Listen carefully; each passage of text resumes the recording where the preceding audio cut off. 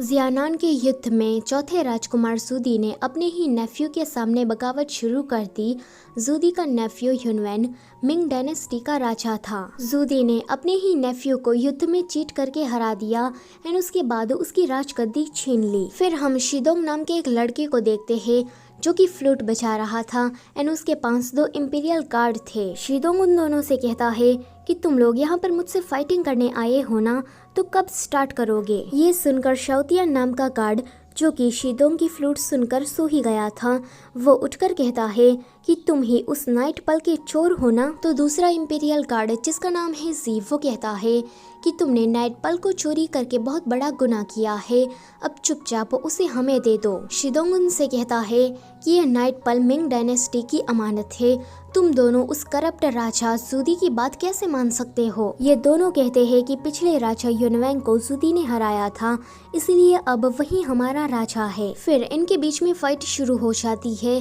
रात से दिन हो जाता है पर ये लोग लड़ना बंद नहीं करते। इस फाइट के दौरान वो नाइट पल शिदोंग के हाथ से छूट जाता है, तो वो उसे पकड़ने के लिए जाता है एंड ये दोनों गार्ड्स उसके पीछे भागते हैं। पर अचानक से ही ये तीनों टाइम ट्रैवल करके 21st सेंचुरी में आ जाते हैं। यहाँ पर हम केशंग नाम के पुलिस वाले को देखते हैं जो कि अपने किसी क्रिमिनल को पकड़ने के लिए आया था।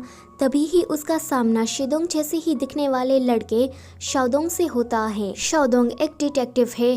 केशंग अपने उस क्रिमिनल के बारे में शाओदोंग को सारी डिटेल बता देता है कि तभी ही शाओदोंग की नजर एक हाई स्कूल की लड़की पर जाती है। वो उसके पास जाकर उसे फ्लर्ट करने लगता है और इसी में ही वो उस लड़की को एक्सपोज कर देता है। केशंग उस लड़की को अरेस्ट करने के बाद उसे पूछता है कि तुम्हें कैसे पता चला कि यही लड़की क्रिमिनल है। तो शाओदोंग उसे कहता है कि पहला रीजन अभी स्कूल टाइम है तो ये लड़की बाहर क्यों घूम रही है। दूसरा रीजन इसके हाथ में वायलिन है पर म्यूजिक स्कूल तो यहाँ से 8 किलोमीटर दूर है। तीसरा रीजन हाई स्कूल की लड़कियों को मेकअप लगाना अलाउड नहीं है पर ये लड़की तो कुछ ज्यादा ही सच धज के बिल्कुल मॉडल की तरह मटक मटक कर चल रही थी, तो मुझे उस पर शक हो गया एंड देखो मेरा शक सही निकला। केशंग उसकी तारीफ करते हुए वहाँ से चला जाता है। उसके बाद हम कहानी की फीमेल लीड शानतिंग को देखते हैं। वो एक रिपोर्टर है।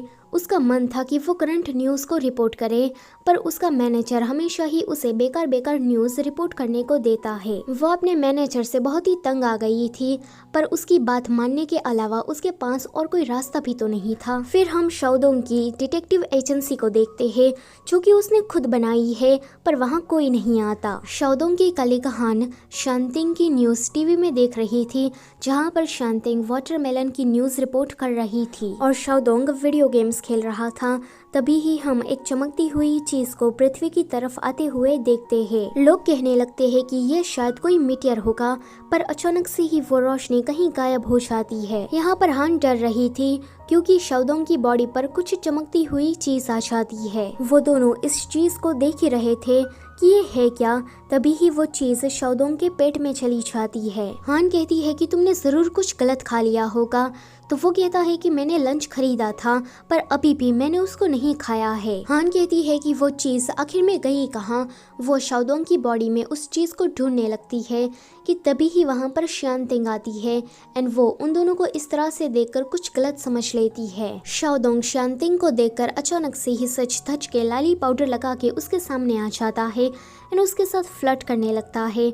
वो कहता है कि अरे तुम तो वही रिपोर्टर हो ना वाटरमेलन वाली। वो कहती है कि हाँ वो मैं ही हूँ, मुझसे वो बेकार सा काम जबरदस्ती करवाया गया। शानतिंग शाओदोंग के पास इसीलिए आई थी क्योंकि उसे डायरेक्टर यांग और उसकी मिस्ट्रेस के कुछ सीक्रेट फोटो चाहिए थे। डायरेक्टर यांग ताइवान का एक बहुत बड़ा बिजनेसमैन है। अगर शानतिंग ने उसका फंडा सबके सामने फोड़ दिया तो वो ऑफ कोर्स फेमस हो जाएगी। शाओदोंग कहता है कि मिस वाटरमेलन मुझे ऐसा क्यों लगता है कि तुम मेरे टैलेंट का गलत इस्तेमाल करने वाली हो। तो वो कहती है कि देखो इसमें हम दोनों का ही फायदा है। उसके बाद हम शाओतियान और जी को देखते हैं जो कि उसी रोशनी की मदद से हमारी टाइमलाइन में आ गए थे। एक अंकल को देखकर वो दोनों ही अपनी तलवार निकाल देते हैं क्योंकि उनको ये सब कुछ अजीब लग रहा था। शाओतियान कहता है कि ये कौन सी जगह है और यहाँ पर सब कुछ लाइटम लाइट और चमक क्यों रहा है। अगले सीन में वो दोनों मार्केट में घूम रहे थे। बाइक और कार को देखकर उनको डर लग रहा था और इलेक्ट्रॉनिक चीजों को देखकर वो कहते हैं कि ये तो मॉन्स्टर है। जी कहता है कि वो शीदोंग इसी जगह पर आकर छुप गया है तो हमें उसे जल्दी ही ढूंढना होगा। कि तभी ही उसके सामने एक लड़का आता है।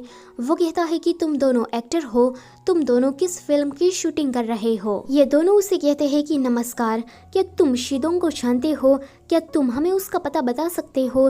तो वो लड़का कहता है कि कौन शीदोंग, मैं तो सिर्फ शाओदोंग को ही जानता हूँ, वो एक नंबर का पागल लड़का है। ये लोग कहते हैं कि नहीं नहीं, हमें तो सिर्फ शीदोंग के ही बारे में जानना है।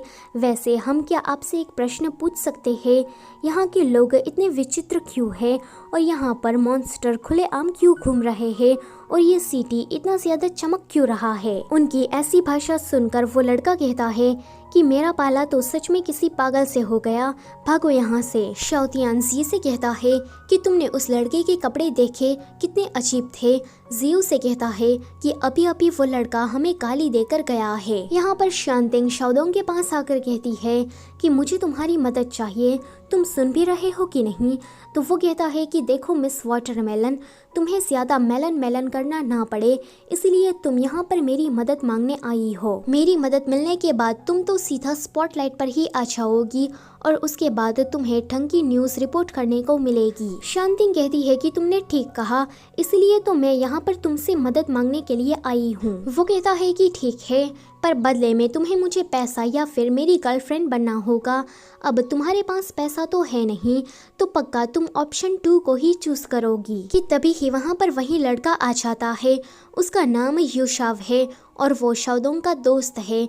वो कहता है कि आज मैंने हॉस्पिटल से भागे हुए 2 मेंटल पेशेंट को देखा। दूसरी तरफ केशंग पेट्रोलिंग करने के लिए गया था तो उसका सामना शाओतियान और जी से होता है। ये दोनों उसे पूछते हैं कि तुम कौन हो।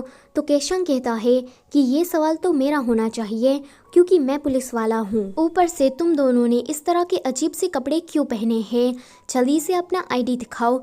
तो जी कहता है कि ये आईडी क्या होता है। केशंग कहता है कि क्या तुम्हारे पास आईडी कार्ड नहीं है, फिर तुम यहाँ कैसे आ सकते हो। जी कहता है कि मैं राजमहल का एक गार्ड हूँ और ये मेरा दोस्त शाओतियान है। मुझे आपसे ये पूछना था कि यहाँ के लोग इतने ज्यादा अजीब क्यों है और वो लोग इतनी ज्यादा अजीब लैंग्वेज का यूज क्यों करते हैं। केशंग कहता है कि मैं समझ गया, तुम दोनों एक्टर्स हो ना, जल्दी से बताओ कि कैमरा कहाँ पर है। तो वो दोनों कहते हैं कि कैमरा ये क्या होता है। केशंग कहता है कि तुम दोनों एक्टर नहीं हो, तुम्हारे पास कोई आईडी नहीं है, ऊपर से तुम्हारी भाषा भी एशियंट चाइनीज है। वो जैसे ही उसे अरेस्ट करने के लिए चाहता है तो ये दोनों उसे मारकर वहाँ से भाग जाते हैं। यहाँ पर शाओदोंग हन से कह रहा था कि माना कि हमारे पास पैसों की कमी है, पर इसका मतलब ये थोड़ी ना है कि हम किसी भी ऐरे गैरे की मदद कर देंगे। मेरी मम्मी ने कहा था कि हमें अजनबियों पर भरोसा नहीं करना चाहिए, पर मिस वाटरमेलन वो मुझे दिल की अच्छी लगी तो हम उसकी मदद करेंगे। जी और शाओतियान केशंग से बचने के लिए किसी बिल्डिंग के रूफटॉप पर आ गए थे जहाँ से उनको पूरा सिटी दिख रहा था। जी कहता है कि यहाँ के लोग अजीब नहीं है, पर उनका ट्रांसपोर्टेशन करने का तरीका अजीब है। तभी ही शाओतियान इलेक्ट्रिक वायर को टच करता है जिससे उसे 440 वोल्ट का झटका लगता है। वो कहता है कि भाई यहाँ पर तो चारों ओर बुरी आत्माएं घूम रही है, देखो आसमान पूरा काला पड़ गया है, पर फिर भी हमें कोई धर्मशाला नहीं दिख रही। तभी ही वहाँ पर केशंग पूरी आर्मी के साथ उनको पकड़ने के लिए आता है, पर वो दोनों वहाँ से भी भाग जाते हैं। अगले दिन शाओदोंग हॉस्पिटल जाकर डॉक्टर से कहता है कि मेरे पेट में कल रात एक अजीब सी चमकती हुई चीज चली गई। तो डॉक्टर उसका एक्सरे निकालते हुए कहते हैं कि इसमें तो कुछ भी नजर नहीं आ रहा, तुम बिल्कुल ठीक हो। बेचारे ये दोनों कल रात से भूखे थे। जी कहता है कि हमने सारे स्टॉल पर जाकर देख लिया, पर कोई भी हमें खाना देने को तैयार नहीं है क्योंकि हमारे पास उनके जैसे पैसे नहीं है। तभी ही जी के हाथ में वो जो जेड था वो चमकने लगता है। वो कहता है कि शीदोंग यहीं कहीं है तो हमें जल्दी ही उसे ढूंढना चाहिए। इसी के साथ एपिसोड नंबर 1 की एक्सप्लेनेशन यहीं पर ही ख़त्म होती है। वीडियो से जाने से पहले लाइक, शेयर और चैनल को सब्सक्राइब करना मत भूलना। Thank you for watching.